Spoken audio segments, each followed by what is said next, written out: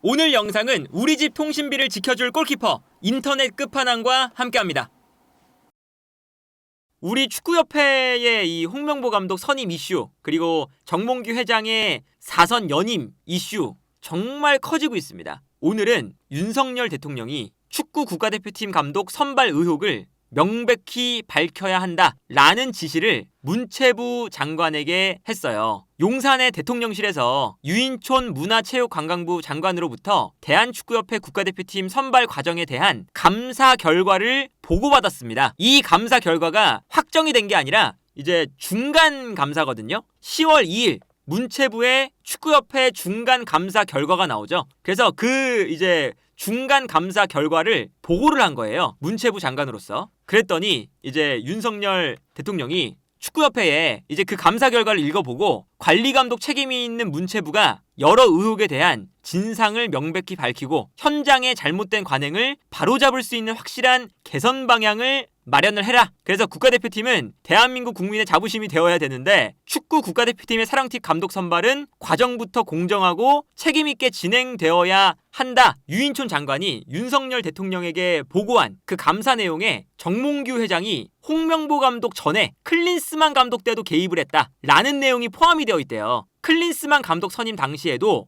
전력강화위원회 대신에 정몽규 협회장이 직접 면접을 본 사실이 있었고, 그래서 그 사실을 중간 감사 결과에 포함을 시켜서 보고를 했다. 그래서 사실상 감독을 결정해놓고 이사회를 열어서 통보하는 식으로 선임을 했다라는 내용을 보고를 한 거죠. 그리고 홍명보 감독 선임 때도 정혜성 위원장이 사임한 상태에서 감독 선임과 무관한 이임생 이사가 감독들을 면접했다. 그리고 그 감독 선임을 주도했다. 그리고 이 과정에서 정몽규 회장의 부적절한 개입이 있었던 것으로 확인이 된다라는 내용이 담긴 감사 결과를 대통령에게 보고를 했다고 합니다. 이 감사 결과를 보고 윤석열 대통령도 확실하게 이 문제를 마무리를 지어라 라고 얘기를 한 거죠. 우리 축구계가, 특히나 축구협회가 홍명보 감독도 그렇고 어제 이제 주말에 있었던 김판곤 감독의 발언도 그렇고 현안 질의에서 이임생 이사, 정몽규 회장 이런 축구협회의 발언들이 우리는 문제 없는데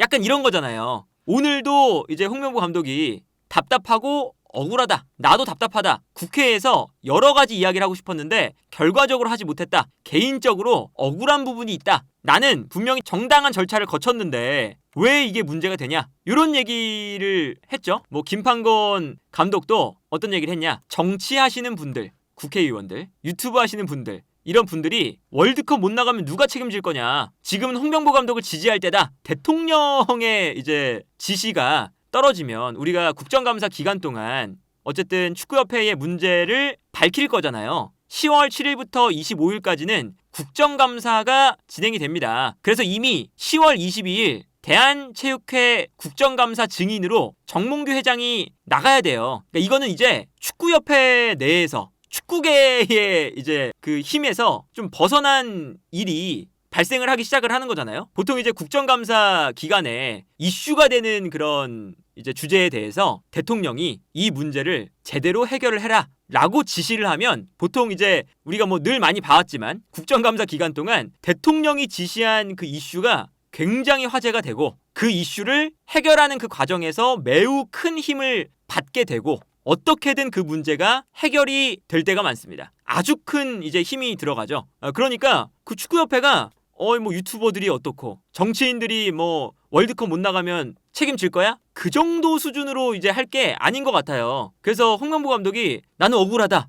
이제 사실은 현실 감각을 제대로 좀 생각을 해야 될 것 같거든요. 10차 회의록, 11차 회의록 이걸로 또 약간 말장난을 좀 하잖아요. 홍명보 감독이 어떤 얘기를 했냐면 국회에 가보니까 나는 분명히 전력강화위원들이 이제 이임생 이사에게 모두 동의를 했다. 권한을 내주는 걸. 혹은 나의 선임을 모두 동의했다. 이런 얘기가 내가 들었던 말들과는 다르더라. 그래서 협회에서 공개를 해줬으면 좋겠다. 이제 협회에서 어떻게 할지 모르겠지만 나도 지금 모르고 있기 때문에 알려달라. 10차 회의를 이제 공개해달라. 이렇게 얘기를 했어요. 근데 문제가 되는 게 지금 11차 회의잖아요. 그래서 홍명보 감독도 그렇고 정몽규 회장도 그렇고 계속 그 현안 질의에서 11차 회의는 없는 것처럼 말합니다. 10차 회의에서 이미 투표가 진행됐고 정혜성 위원장이 있을 때 그 투표에서 홍명보 감독과 바그너가 7표로 1등을 했기 때문에 홍명보 감독이 선임되는 거 문제없다 이건데, 이렇게 그냥 뭉뚱그려서 지나가기에는 축구계가 어떻게 할 수 있을 만한 손을 좀 떠나고 있어요. 대한축구협회 관계자가 10차 회의록을 공개하면 어떻겠냐 라는 제안을 던진 홍명보 감독에게 일단 축구협회는 검토해 볼 예정이다 라고 답을 했습니다. 그러면서 축구협회 관계자의 입장이에요. 10차 회의에서 사실상 감독 선임 관련 논의는 다 끝난 것으로 나와 있다. 그리고 그 이후에 진행된 회의는 11차 회의가 아니라 임시회의다. 그래서 11차 회의에서는 이임생 이사가 업무를 모두 위임받으면서 전강위 위원들의 의견을 수렴하는 차원에서 진행이 된 거다 라고 축구협회의 입장은 계속 똑같습니다. 11차 회의는 필요 없는 거고, 애초에 그 11차 회의는 이제 형식상 이임생 이사가 오히려 정강위 위원들의 그런 동의를 좀 받고 의렴을 수렴하는 차원에서 진행이 된 거지, 이미 감독은 10차에서 끝났다 라고 했는데, 이게 이제 11차 회의록을 당연히 국정감사에서 계속 파헤쳐 볼 거고, 혹시나 그 11차 회의에서 문제가 발생을 한다면 이거는 뭐 그냥 끝날 문제는 아니다. 그리고 이제 뭐 10차 회의에서 감독 선임 관련 논의가 다 끝났다 라고 했지만, 지금 뭐 KBS에서 그 최영일 부회장이 같이 따라갔다는 게 나오고, 그리고 이제 이임생 이사가 전강위 위원에게 홍명보 감독의 발표가 이루어진 다음에 뒤로 카톡으로 연락을 해서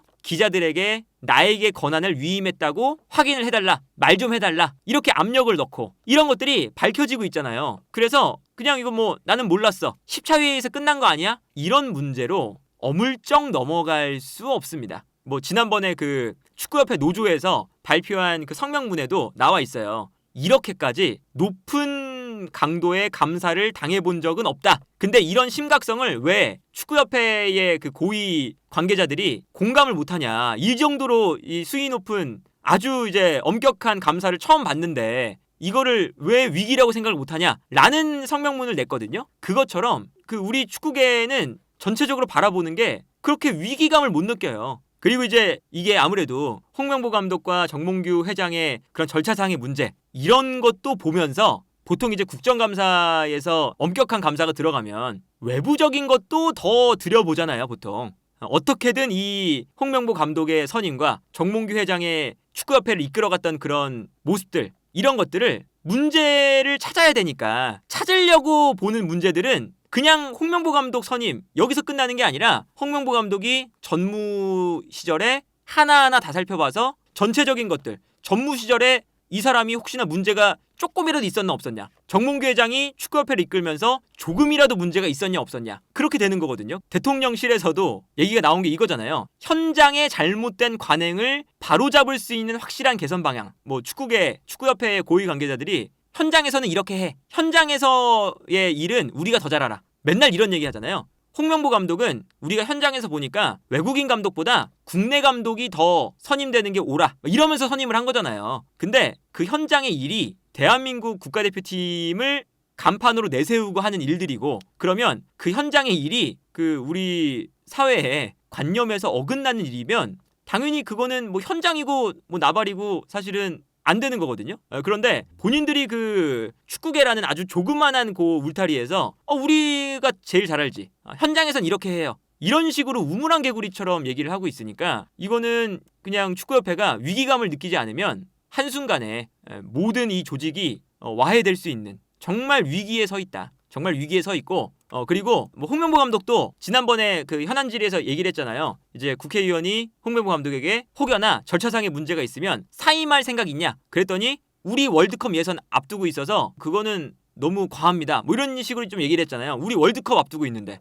감독을 흔드는 게 말이 되냐 이러면서. 김판곤 감독도 그렇게 얘기를 한 거고. 근데 너무나 다행히도 이번 월드컵이 아시아에서 8.5장이에요. 8.5장. 아시아의 티켓이 늘어나서 홍명보 감독이 흔들려도 우리 선수들을 생각했을 때는 웬만해서는 갑니다. 월드컵 못 나가면 누가 책임질 거냐? 그 책임도 어차피 축구협회가 져야 되는데 웬만해서는 나가요. 그래서 요 기회가 왔을 때 차라리 홍명보 감독이 뭐 한두 경기 공격을 당해서 흔들리고 우리 대표팀이 흔들리고 할지라도 한번 다 갈아엎고 가는 게 더 낫다. 이정효 감독이 얘기한 것도 바로 이런 얘기죠. 한 번 더 갈아엎고 가는 게 낫다.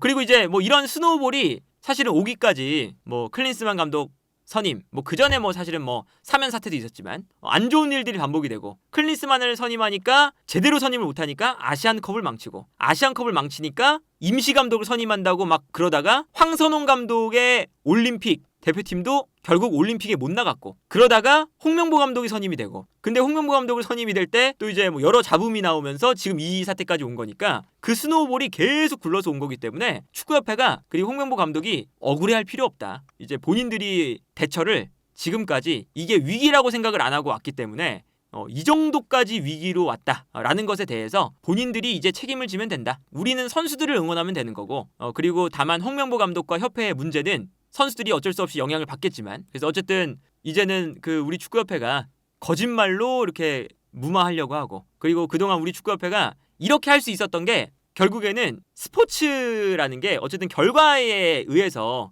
업다운이 심하잖아요. 이기면 좋고 지면은 가라앉고 일희일비가 되거든요. 그러니까 아마 우리 축구협회가 늘상 이런 안 좋은 일들이 일어날 때마다, 우리가 어차피 아시아 팀들을 만나니까 보통 아시아 팀들을 만날 때 우리가 승리할 가능성이 높고, 승리를 하면 분위기가 좋아지고, 이겼는데 믿어줘야지.